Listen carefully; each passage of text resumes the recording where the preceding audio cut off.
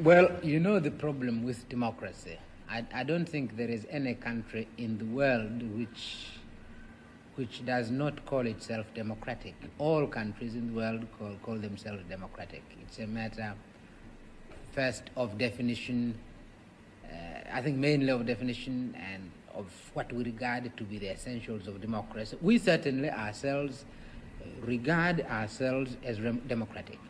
We understand why countries used to the multi-party system don't believe that a one-party system can be democratic, or are rather suspicious of the one-party system. We can't, frankly, convince them by sheer argument, philosophical argument, that this is possible. Perhaps the best thing is actually to see this thing in practice.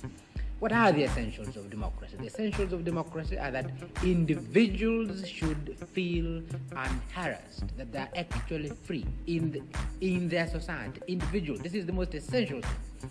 I never see why an individual should not feel free because of a machinery of election. And the two-party or the one-party is really basically a machinery of election. The second one, when it comes to machinery, is that an individual should feel a true choice of the people he wants to represent him in a government where it's no longer possible for people individually to participate in the government, that you have to select individual representatives. Either sometimes you select parties, sometimes you select individuals. Now, frankly, I don't see why the thing cannot be democratic, simply because sometimes you select a party, which is what the Western countries usually do, and in our own case, you select an individual, the party being given, the party policy being given. So, this is the kind of election we went through the other day, and we honestly believe we are independent, and we really ask the old countries at least to be democratic enough, to have a free mind, and to study the new experiments which are taking place in the rest of the world, and this experiment which is taking place in our Good morning, East Africa. Good morning, Tanzania. Good morning, Nairobi, Kenya. Good morning, Kampala, Uganda, Bujumbura, Burundi, Kigali, Rwanda. Pamoja na kule DRC Congo, pamoja na ndugu zetu wa kule Somalia, ukienda kule Ethiopia, Gabon, kwenda West Africa yote kule, Good morning Africa, pamoja na East Africa yote kama nilivyoanza, Central Africa, Northern Africa, Southern Eastern Africa, Zimbabwe, tuteremka kule Namibia, Botswana, South Africa na nchi zote katika bara la Afrika. Good morning Africa, kipindi maalum kabisa ambacho kinakuja moja kwa moja kutoka katika studio zetu za hapa Columbia, South Carolina, pamoja na kule Washington DC, ambapo tunaungana na Swahili Villa Online TV pamoja na American Swahili News, ambao tupo katika studio zetu za hapa Columbia, South Carolina, ambapo tunakuja moja kwa moja kutoka. Leo tumechelewa kidogo kwanza, kwa sababu tulikuwa tunajaribu kutafuta ni kitu gani tuwakumbushe wa Tanzania huyu mtu anaitwa, ambaye tunampigania siku zote hapa, kama tulivyoweka katika hebu niseme hapa Bushatri hivi hapa, Free Tundu Lissu now. Tundu Lissu, mwenyekiti wa Chama cha Demokrasia na Maendeleo Chadema, bado yupo katika magereza ya Ukonga, ambapo ni maximum security, akituhumiwa kwa makosa ya uhaini. Huyu mwenyekiti wa Chama cha Demokrasia na Maendeleo Chadema, ambayo watu wanasema tusi prejudge hii case, lakini haina mshiko wowote. Tundu Lissu ni mwanasheria. Kwanza, kabla Tundu Lissu, tukisema ni mwanasheria, ni baba Tundu Lissu huyu. Hebu tumlete hapa Abdul Shatri, nafikiri alikuwa ametutayarishia picha yake hapa. Ni baba huyu Tundu Lissu. Kwanza nafikiri ni huyu hapo, ni huyu hapo Abdul Shatri. Ngoja mturudi hapa. Hapana, Shatri kidogo, hii inatatiza kidogo hapa. Nafikiri Shatri ananiambia niende chini kabisa au niende juu ya hizi picha ambazo ziko hapa zimewekwa. Kwanza twende hapo, kwanza tuangalie. Nafikiri ni hii hapa, tuangalie hapo. hapo vile vile, na hatuwezi kumleta Tundu Lissu. Naona kuna kitu gani sio kimetokea leo, basi tutaendelea tu na mazungumzo haya. Kwa hiyo basi katika siku hii ya leo hii tuanze tu kwa kusema kwamba Tundu Lissu huyu ni baba huyu kwanza, mzazi, mwanafamilia, na vile vile Tundu Lissu huyu ni kiongozi wa Chama cha Demokrasia na Maendeleo, Chadema, na vile vile ni mwanasheria msomi kweli kweli, na vile vile ni fellow huyu katika University of South Carolina, ambapo ameshawahi kutoa mihadhara mara 2, na mwaka huu ilikuwa anatakiwa vile vile arudi aje kuzungumza na wanafunzi kama fellow. Kwa Tanzania kuna mafellow wachache sana katika nchi yetu ya Tanzania ambaye anaweza kuja katika Division 1 University hapa Marekani kuzungumza, kutoa mihadhara. Mlishamsikia ametoa mhadhara kabla ya msukosuko huu kutokea Kampala, Uganda. Uwezo wake wa kuzungumza na wanafunzi, na vile vile ameweza kuja hapa mara 2 Marekani na kuzungumza na madarasa ya graduate school pamoja na kwenda katika Walker Institute of International, kama mnavyoona bana letu linapotembea. Kwa hiyo basi tutaleta mazungumzo, round table discussion aliyokuwa nayo na baadhi ya maprofesa, na moja kati ya maprofesa ambaye alikuwepo hapo alishiriki mwanzo wa mchakato wa katiba Tanzania kuanzia mwanzo mpaka mwisho. Vile vile naye alikuwepo katika Walker Institute of International Study. Vile vile ni profesa katika University of South Carolina, Walker Institute of International Study. Kwa hiyo basi tutamleta Tundu Lissu hapa, msikilize, ni kama dakika 57 hivi. Na kwa wale ambao labda hawakuwahi kumsikia huyu Tundu Lissu akiwepo katika round table na American Swahili News na Swahili Villa Online TV, tulikuwepo katika hiyo event. Tundu Lissu huyu hapa anaongea. Kenyatta and Nyerere, but the similarities are more striking. The difference is actually superficial. What are the similarities? Who created Kenya in its present boundaries, and who created Tanganyika in its present boundaries? Actually, who created Cameroon in its present boundaries? Us? No. Who created our state, this institution called state? The governments. Who decided that we should have government, we should have parliament, we should have judiciary, we should have presidents, we should have prime ministers? Who decided that? Who decided what type of police forces or militaries should we have? Or universities? Who decided that our countries should grow coffee and cotton and sisal and tea and export them to other countries? Who decided that you should speak English or she should speak French or Portuguese? Who decided those things? So let me, Ali Mazrui. That is to say, to what extent have we controlled our destinies if we speak seriously? So I'm thinking now. Who decided that the Kenyan currency should be called the shilling? So I want you to push. I want to push you in one area. You Yes. are a presidential candidate. Given all of this you have mentioned, Yes. Mazrui talked about the triple heritage. Yes. We have Islam. Yes. We have Christianity, which is colonialism, and then you have African cultural. Yes. So, given those three, you are a presidential candidate. Yes. Where were you going to take Tanzania?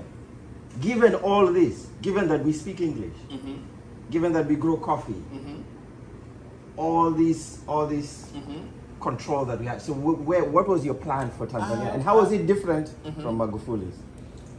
Well, the differences with Magufuli would be striking. I wouldn't do what Magufuli did. Okay, so tell us what everything that Magufuli did, actually. I wouldn't kill people. Okay. I would muzzle the press. I wouldn't kill the opponents of my government. I wouldn't go on this spending spree in my home village like Mobutu or Felix Houphouët-Boigny.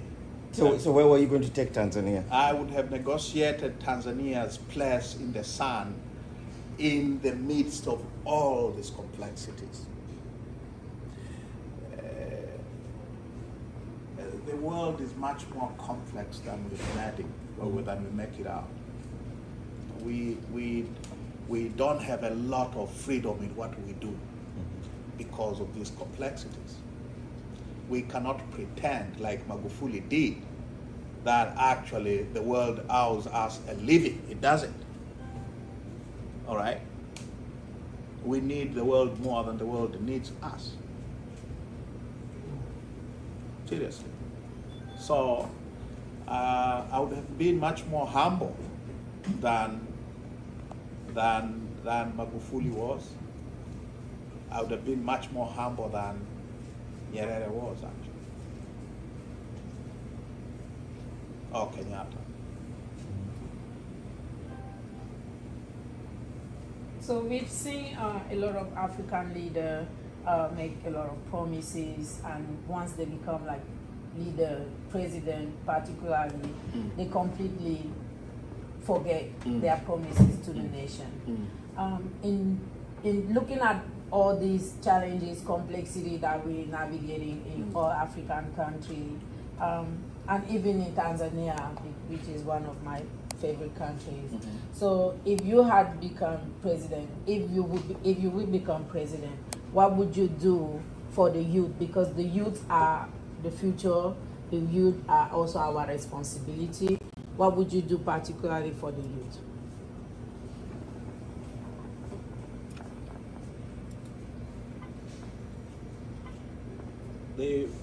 I think the reason why promises are made and they're not kept is because we've turned our people into beggars, and they have somehow accepted the idea of being beggars. Governments don't do this or that for people. People do things for themselves and for their countries. Governments get money from us, and then they come and build a road here, a school there, and they tell you that we have built this road for you or that school. No. I think my idea of government and my idea of citizenship is that people should be demanding things from the demanding as opposed to begging. Government should not be doing things for people. Government should be made to do the things that people want. So our politics have been turned upside down in that way, in the sense that we have made our people believe that we should, once in government or in parliament, we will bring development to you, instead of people demanding that you do this and holding us to account if we don't. And because of that, that's why promises are not kept, because we have been reduced to spectators instead of being active participants in the processes of our own development and our own emancipation. So I look at it completely differently. Politicians will make promises which they will not keep if they are allowed to get away with it. It is not just Africa.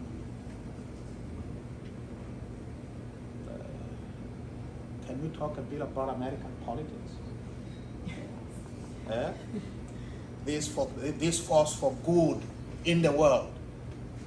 You know, how many leaders here keep their electoral promises?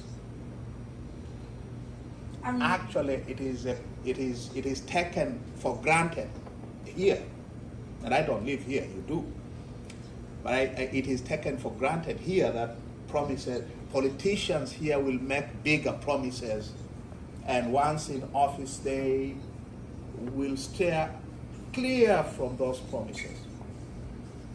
Can I clarify my point? Okay. I'm talking in terms of access to providing access to quality education for all, providing empowerment tools for them to tools. Yeah, to be knowledgeable about what they have the right to even demand for. What government wants people to be empowered? Thank you. So that's what government in the world does that? So that's the American government. That's what I'm asking. Would your government be able to empower the youth to know because, their rights? It wouldn't, because it's a government. A government. The people in power, if left to their own devices, will behave badly. They will behave badly. They will behave in their own interests and the interests of those who put them in power. It is true in Tanzania. It is true in the United States. All right?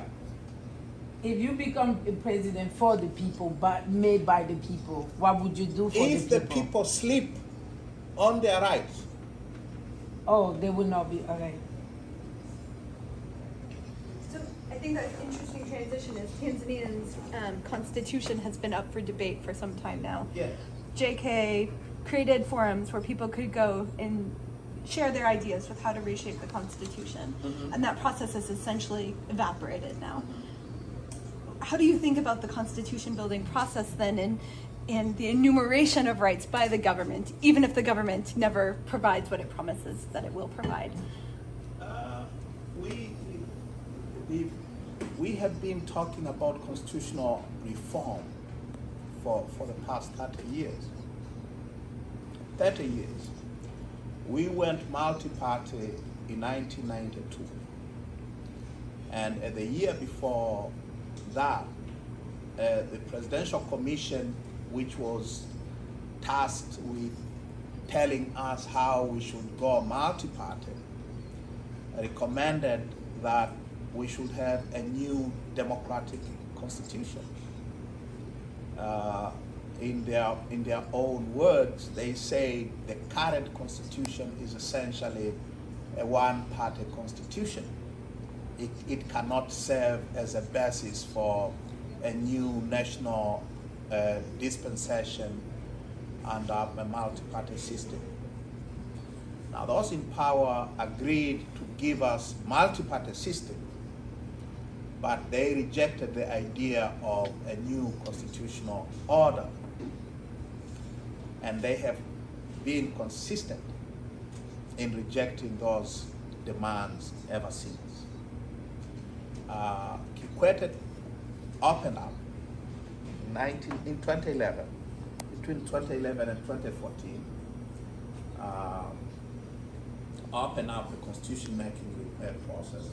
I was in parliament then, and I was very much in the thick of things.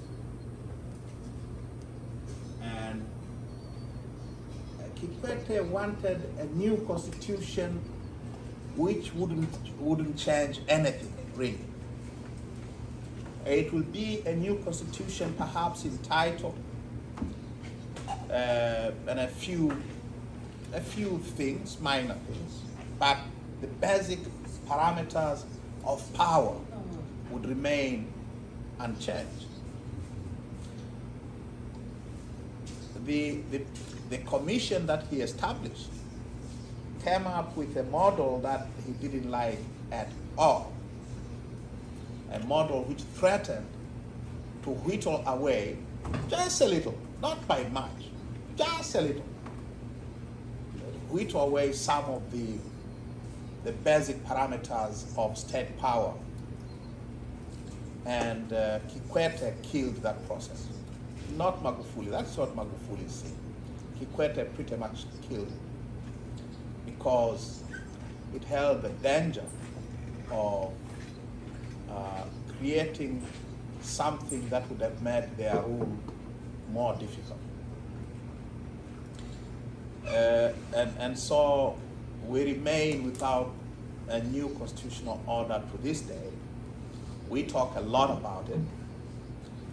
In the past 1 year, my party has been involved in negotiations with the government over how to bring back the process that was stalled by Kikwete.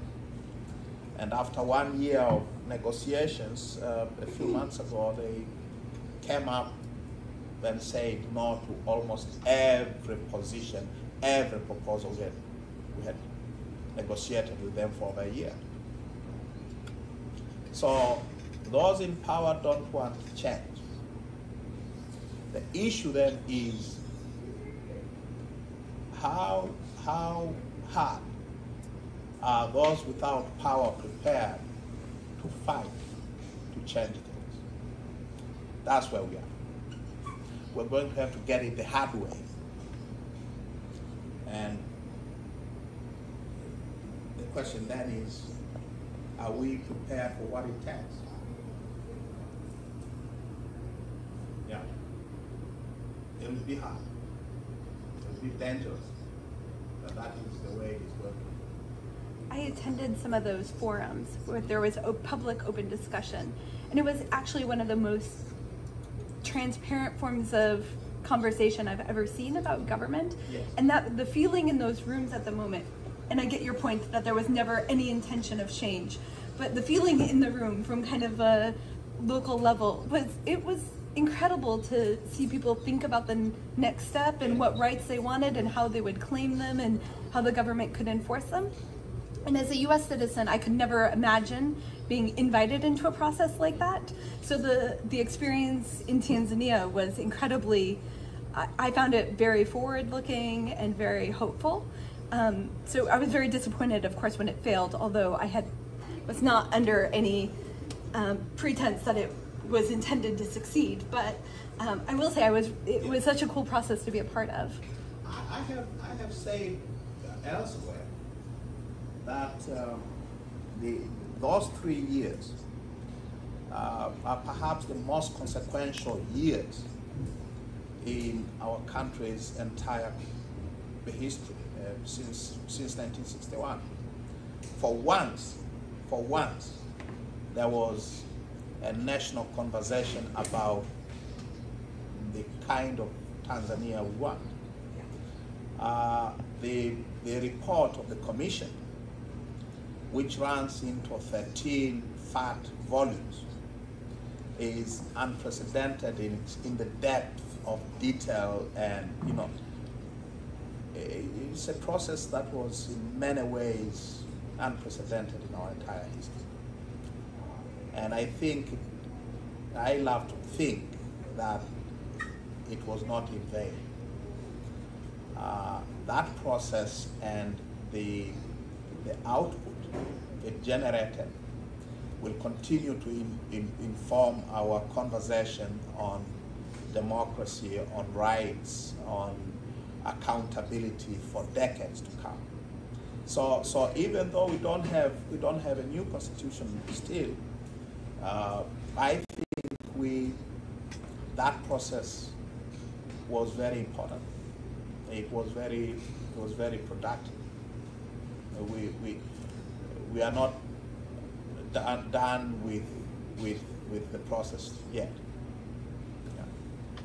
And I think it's co-occurrence with other investigations and kind of public political airings at the same time, kind of mutually informed each other. Yeah.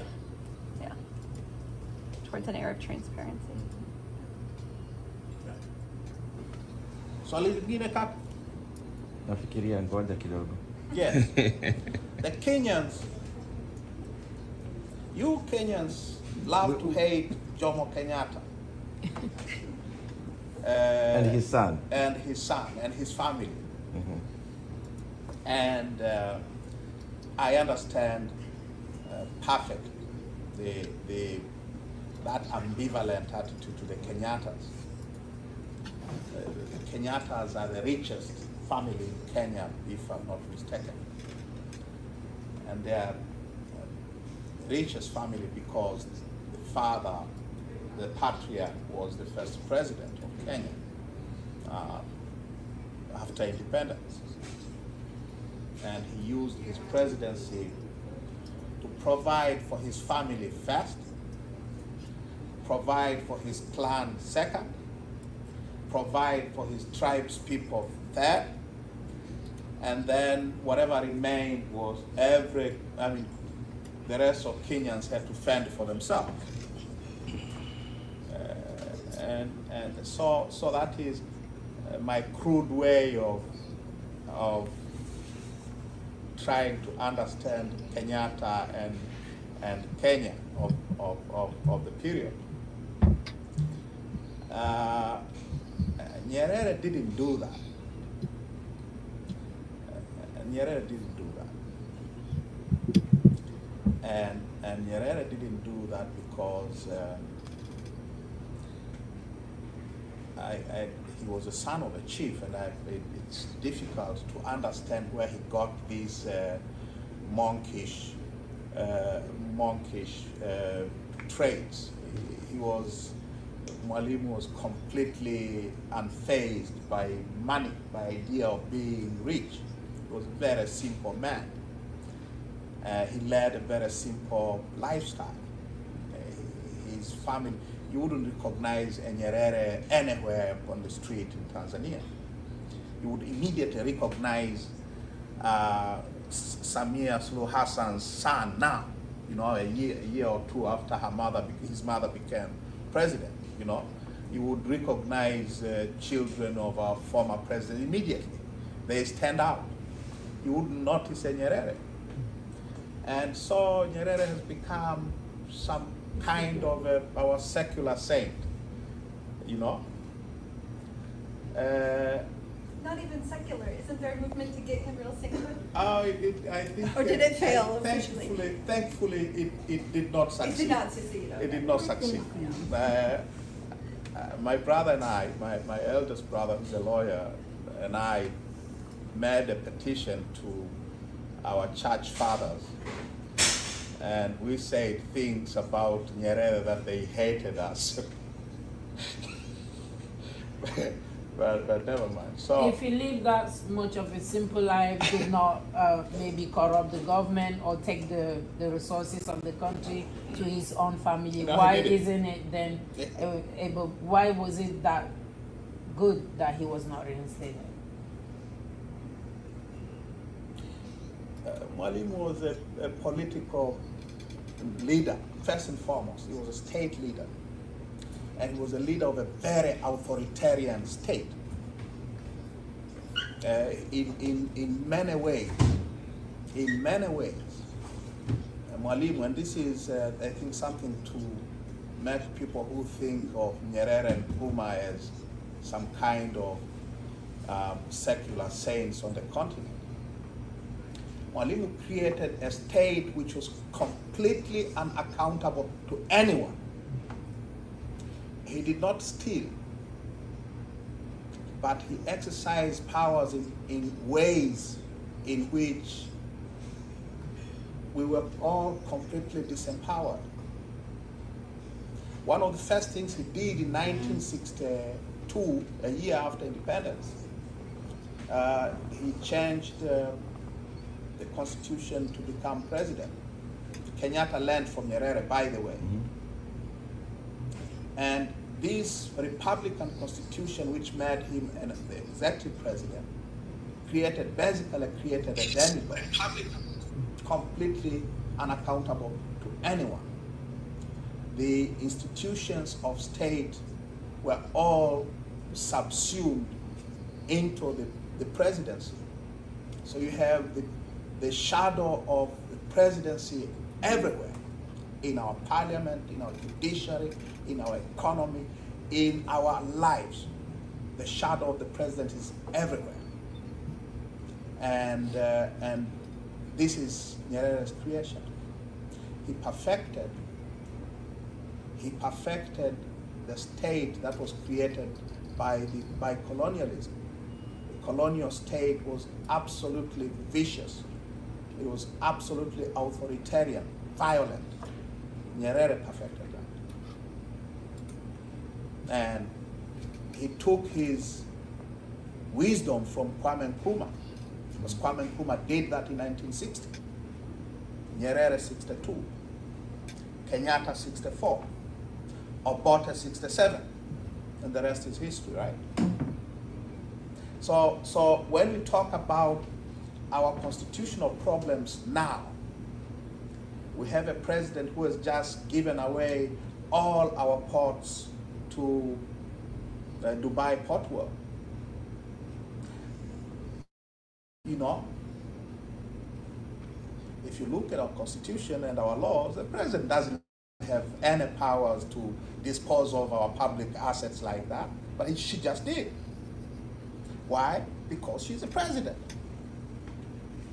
What the president says is the law of the land.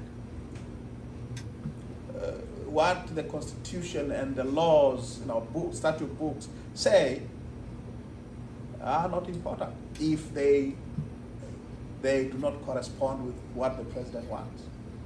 Now that state, that imperial presidency, is a creation of Julius Kambarage Nyerere. And we're still grappling with it today. So how is that different from? So you have let me finish. Okay. My thought. So you had someone who occupied that office for 24 years, and he didn't steal. And then you have his successors, all of them, who exercised the powers that he created, and they have made themselves multimillionaires several times over.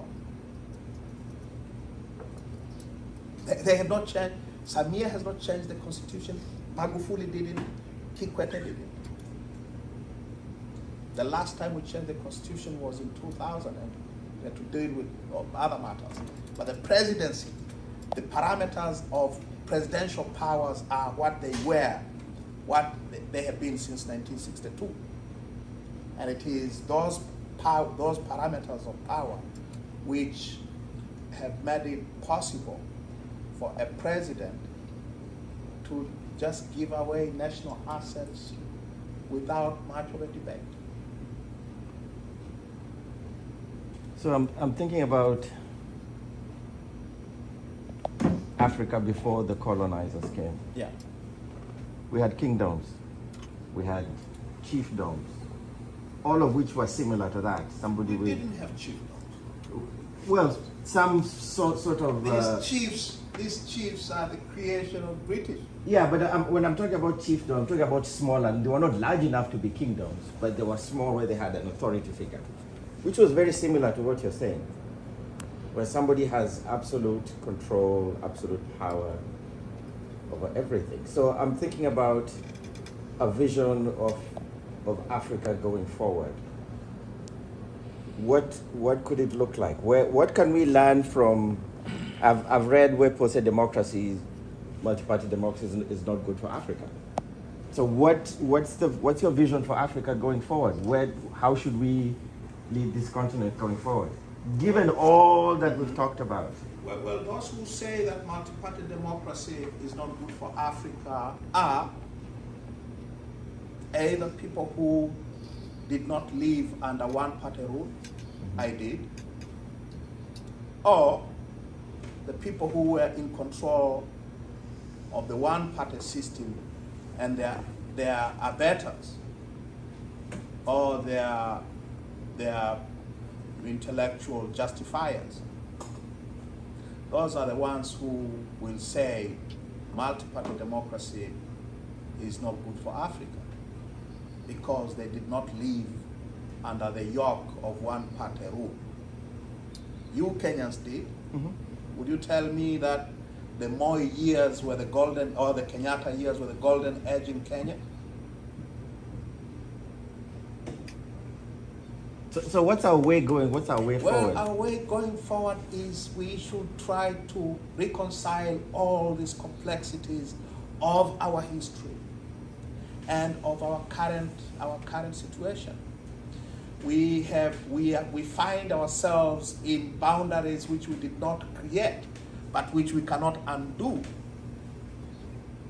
We find ourselves with institutions of governance which we did not create, but which somehow we cannot do away with. We have to find ways of changing them for the better. We have to find ways of improving them. We find ourselves using languages which are not ours. We have to find a way of surviving, you know, or perhaps getting some of what we lost back. But can we do with this cultural heritage which was imposed on us? I don't think we can. I don't think we are not, I think we're still going to be speaking English 500 years from now, somehow. It is a heritage that we somehow cannot do. So we have to find ways of negotiating all these complexities and finding our place, you know, in the larger scheme of things. And we have to find ways of coexisting with the larger world. We cannot do without it. We can't. I have a question. Yes. I wanted to go back to her point on promises that leaders make, and then when they get into power, they don't keep them. Is that not a lose-lose situation, given the fact that we don't own our governments? European countries tend to have greater influence on what we do in our countries than our own. So it's not necessarily that you keep your promise, but you will always have somebody over your shoulder to tell you what you need to run your government like. So how would you not do that? For example, this might be a touchy subject for some, but like most people fall into puppet governments due to the fact that you have people like Thomas Sankara and Gaddafi who end up dying if they put their countries first. So it's a fear factor of you do what is for your people, or you do what will keep you alive and in power. So how would you differ from those? Or what promise, not necessarily promise, but how would you be trusted to not fall victim to other forces within African governments in general? That's a very difficult question. How do you survive in a very hostile world? Hostile if you don't play according to their rules. If you don't play according to the rules-based international order. Yeah? It's a very difficult subject.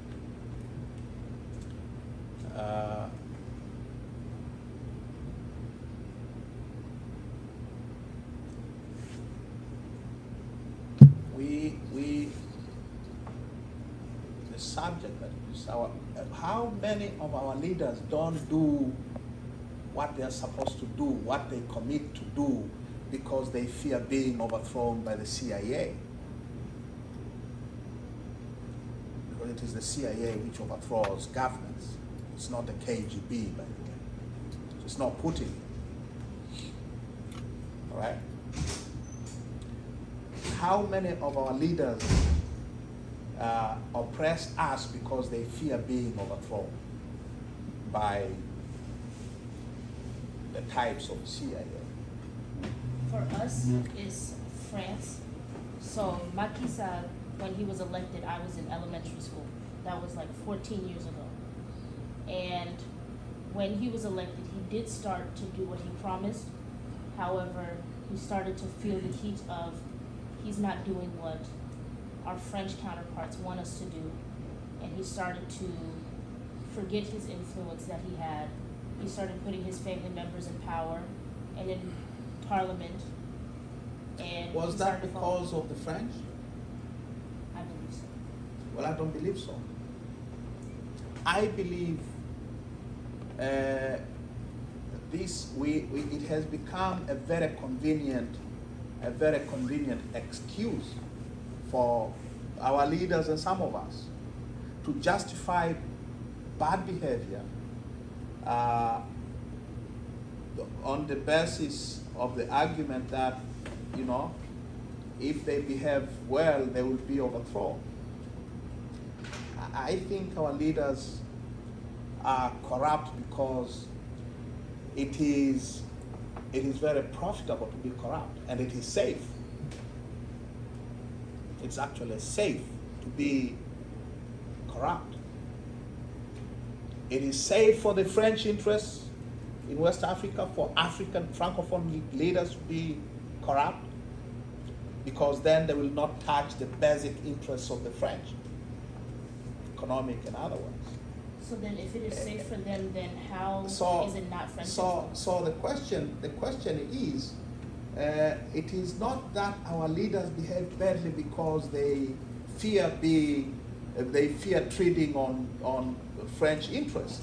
They behave badly because it is in their interests. It's in their fundamental interests, and it is also in the fundamental interests of the French and other outside powers for them to be corrupt.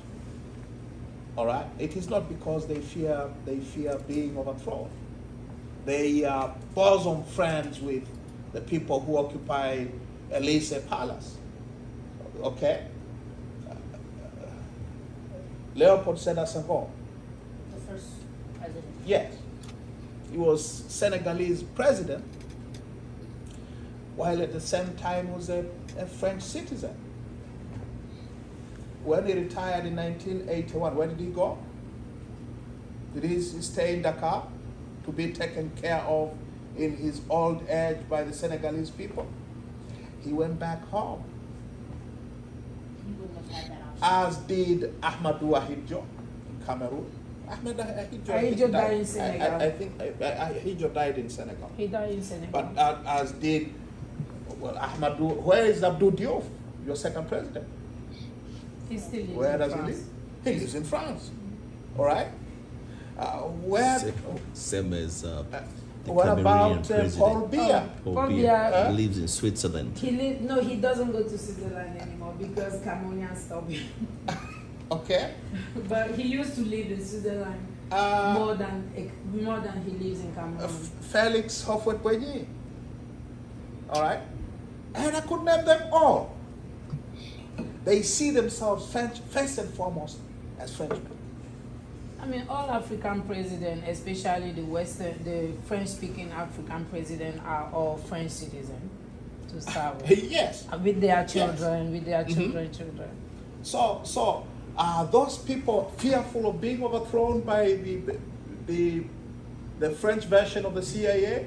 I don't think so. To fear to be. It is in their interest. It is in their interest. But So even it is with not- interest, though, Yeah. even with interest, though, there's still an influence. You don't have to have fear Oh, they are. to have influence. So the issue is there isn't a fear of being overthrown. There's a fear of your life is in danger, your family's life is in danger because you don't do what they say. And regardless of that, it's in their best interest because when you do what they say, there's no trouble for you and your family, who is what you're going to think of first, not They- your people. I They don't retire think- to French country because there's no place for them in Senegal where they have done the people wrong for French interests, ever. Actually, I don't think these leaders even think of doing anything anti-French. Remember in 1958, the French asked Francophone Africa whether they should accept independence? And only Sékou Touré said no. All of them said, no, we cannot do without France. Okay? And 2 years later, And then they what were- happened to Sékou Touré? well, the French tried to destroy him. Yeah, no doubt about it. But I will come back to you. But they said no. In fact, they were given independence. They were almost unwilling. They were given independence because Washington was pressing hard for the French to decolonize, so that American capital would be able to penetrate those countries without having to negotiate with France. So our leaders, those types of our leaders, the idea of acting against French interests does not even appear in their horizon, because they see themselves first and foremost as Frenchmen. So whose fault is that?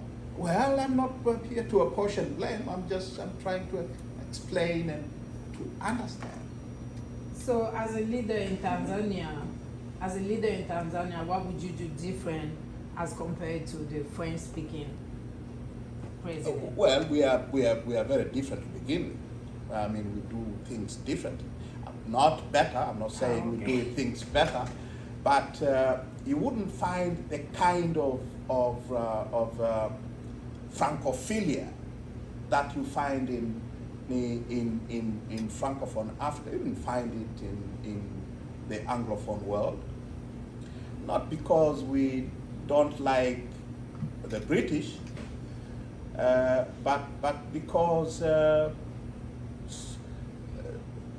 British worked very hard not to make us British. We tried to federate. The British colonialism was very different in a way from French colonialism. The British were less about civilizing us natives. They were more about getting whatever resources they could get and get out before we started rebelling. Okay? So you wouldn't find programs that were common in French colonialism, where natives who were sufficiently civilized could become French citizens. We didn't have that. We didn't have assimilation. The British didn't have assimilation. You were colonies. You were to be exploited. If you got education, it was because it was necessary to make your exploitation more efficient. It wasn't because they wanted to civilize you, because they wanted to exploit you more effectively. So they were different. The French tried to create Frenchmen out of their colonized people. So that is the difference. So you say, as instead of and the Portuguese too. So then the way that Francophone countries run and the way Anglophone countries run, you would have a better chance of changing what is wrong, because you don't have, not necessarily the issue, but the person over your shoulder, the way that Francophone governments have, essentially. Like, is there hope for you to actually bring change to your country because you don't have a country like France that still has their influence within our countries? It is easier for us, I would say, and I say it with a lot of care, treading on a minefield here. It's easier because we don't have this baggage in our heads that we want to be French. So I think it is easier for us that way. Our leaders don't aspire to go live in London after they retire. They don't aspire to be British citizens. West African, Francophone West Africa, these presidents, like I said, quite a few of them have been, and some of them still are, French citizens. The idea of being French is very good for them. It's different for us. So we are different in that regard. There's a hand over there. I mean, in terms of changing, in terms of change, I think, change always starts with the head. Emancipate yourself from mental slavery, Bob said, yeah?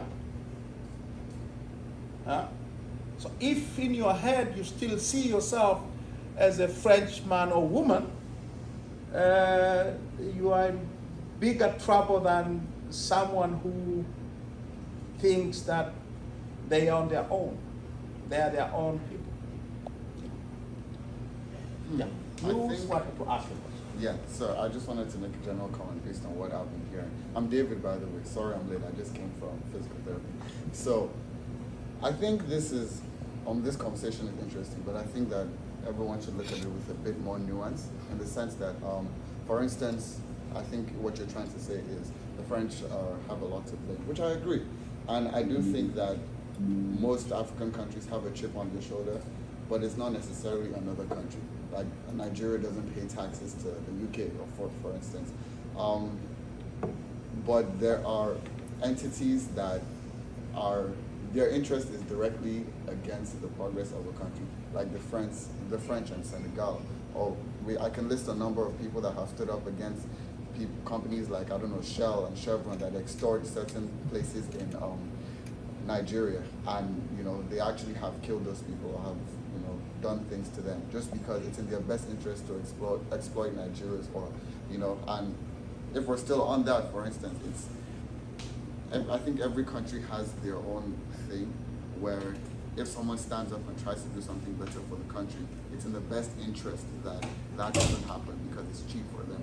Like at DRC, for instance, right? They produce a huge, copious amount of, say, cobalt, right? Which is important for our phones and our technologies, right? If the leader wakes up one day and says, let's start taking care of these miners, let's start giving them homes and paying for education for their children, and let's actually make sure children don't work, right? Look at the companies that benefit from the cheap labor, Apple, Samsung, all of those big companies. They would start making their connections lobby against that. Next thing you know, someone is dead, right? And so I just wanted to make that point. And I also want to make another point, which is that most African leaders are corrupt, not because they're scared of this. A lot of people, like you said, don't even think that far. It's something I've definitely thought about, and I thought if there's any good leader that's trying to make positive change in African countries, they would have to find a way to not be killed or to make sure their family aren't killed, right? I don't think most African leaders that are currently in power think of that. I think they only think of what's in their best interest. And it's not just the leaders. It's if you put the average person from those countries in power, they will do the exact same thing. They'll just settle themselves, settle their families, have enough money for generations upon generations and generations. Although, from my limited knowledge, because I'm from Nigeria, I'm not from a Francophone African country, I don't think they pledge their allegiance to France or something. I think it's the most convenient for them, right? If they're on the good side of France, they can extort their countries as much as possible. If they're on the good side of France, they can go to a country that's not suffering like theirs when they want to retire. I don't think they pledge allegiance to France. I just think it's most convenient for them. So again, just to summarize what I'm trying to say, I think the corruption is definitely something that has to do with the individual. I don't think it's necessarily an allegiance thing, but I think it's just the most convenient for them. Although on the other hand, I must say most African countries have a chip on their shoulder that even when people want to do better, that is preventing them from doing so. Just food for thought. Everything is very nuanced. I was going to say, I don't think it's unique to African countries either. If you look at the ways in which Congress people in the U.S. have been able to enrich themselves through contracts while also holding power, it's the same, right? It's not unique to a particular continent, but an access to power. It's not an innately African thing. Yeah. But on the subject of allegiance, as I said, I don't know if you were here, but I say that we have had leaders, African leaders, African presidents, Leopold Sédar Senghor, Abdou Diouf is still alive, Houphouët Boigny, and many others who were French citizens while serving as presidents of their own countries. I thought if you're a citizen, you owe allegiance to the country of your citizenship. Right on?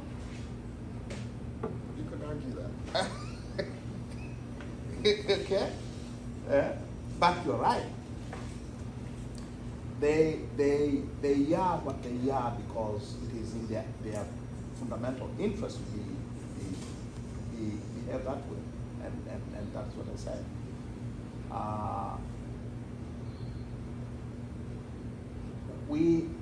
We have developed, I think it's being colonized and also gives you all sorts of excuses. We have developed a habit, it has become almost second nature to us, of blaming every problem of ours to our former colonial masters. While it is true at a very general level, but every oppressive system always depends on local abettors, local accomplices. Jesus Christ could not have been crucified by the Romans had it not been for Caiaphas and the church fathers, right? Thomas Sankara. Not Thomas Sankara, not just Thomas Sankara. For every country you can name, you will always have accomplices. Every country. Every country. So it is not just, and that is a problem. The problem is, it then becomes easier to blame the powers that we don't see, because who killed Thomas Sankara, by the way? His best friend. His best friend, Blaise Compaoré. All right? Yes, the French may have been behind it, and Felix Houphouët-Boigny across the border, and the CIA perhaps, but who pulled the gun? Who killed Patrice Lumumba? The CIA was behind it all? Yes. The Belgians were involved? Yes. And the French? But who actually killed Lumumba? Who took him out from wherever they captured him into Katanga and executed him? All right? So we have to find, while it is correct to put a fair share of blame to those who exercise power from behind the scenes, it is just as important to deal with those who aid and abet them. And we don't do that sufficiently enough. It's always the case when you start dealing with our tyrants, everyone tells, but, what about the imperialists? Yes. How does imperialism operate locally? Who makes it possible for those with money in London, in Paris, in New York, and elsewhere, and in Beijing nowadays, who makes it possible for them to exploit our resources? Who makes it possible for the mineral wealth of DRC or of Tanzania to be siphoned off to these multinational corporations of the West? The local accomplices. The local accomplices. Those are ours. We have to deal with it. Because the people they work on behalf of are hardly ever seen. We don't see them in our parliament. We don't see them in our White Houses. White Houses too. You don't see them in our courts. You don't see them in our. We have to understand We have to understand our problems in their complexities. Foreign influence, yes, but how does it operate locally? Yeah. Thank you so much for your visit.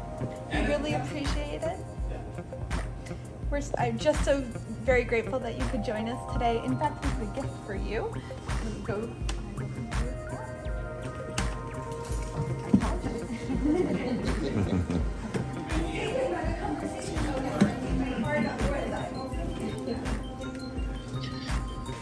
Oh boy.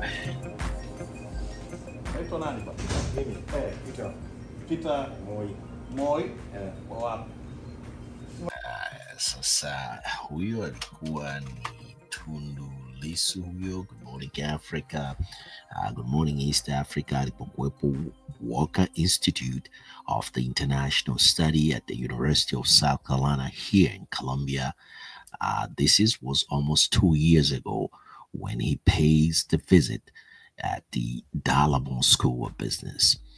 Dr. Chris Yenkin naye vile vile alikuwa amekaa nyuma akimsikiliza katika hiyo round table discussion ambayo ilianza asubuhi mapema kwelikweli mida ya 8:30 a.m. Eastern Standard Time hapa katika taifa hili kubwa la Marekani hapa Columbia, South Carolina. Na huyu mliyemsikiliza kuanzia mwanzo mpaka mwisho alikuwa ni Mheshimiwa Tundu Lissu ambaye ni mwenyekiti wa Chama cha Demokrasia na Maendeleo Chadema, ambaye sasa hivi serikali ya Jamhuri ya Muungano wa Tanzania imemshikilia kwa kosa la treason, ambao adhabu yake ni kunyongwa mpaka kufa. Mheshimiwa Tundu Lissu huyu kama mlivyomsikia akiongea pale kwa umakini, busara na hekima, akiwa katika round table discussion au meza ya duara na baadhi ya wanafunzi na profesa kutoka Dallamon School of Business, Christopher Yenkin ambaye alikuwa amekaa kimya, na mama mwana profesa huyo wa Walker Institute of International Study ambaye alikuwepo katika mchakato wa katiba Tanzania, pamoja na profesa kutoka Kenya ambaye mlimuona huyo hapo akisalimiana na Mheshimiwa Tundu Lissu ambaye alikuwa akimuuliza maswali mengi kwelikweli kuhusiana na politics za Kenya. Na Mheshimiwa Lissu kama angalikuwa rais wa Jamhuri ya Muungano wa Tanzania angefanya kitu gani kipya.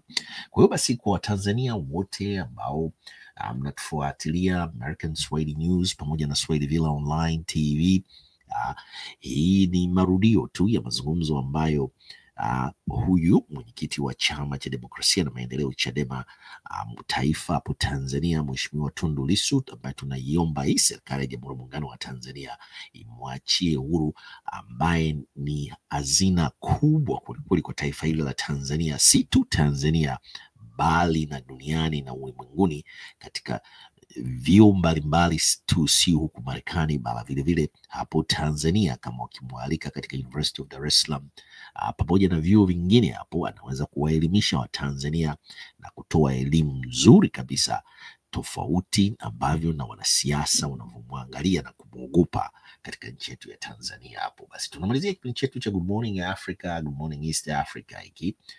Kwa wale ambao bado hamjasubscribe, nendeni mkasubscribe hii American Swahili News pamoja na Swahili Villa Online TV. Tunakwenda na deep inside down katika faili zetu kuona ni kitu gani ambacho tunacho na kuwaleteni dhidi ya Tundu Lissu huyu ambaye anakuwa arraigned kwenda mahakamani hapo, mahakama ya Kisutu tarehe 19 nafikiri mwezi huu wa 5 hapo. Na kwa hiyo tunaombeni wa Tanzania mwe watulivu na mjitokeze kwa wingi kwelikweli, kwa amani na utulivu, kwenda kuisikiliza kesi ya Mheshimiwa Tundu Lissu hapo katika jiji la Dar es Salaam, katika mahakama ya mkazi wa Kisutu hapo katika jiji la Dar es Salaam. Tunamalizia kipindi chetu cha Good Morning Africa, Good Morning East Africa kwa kuombeni tena.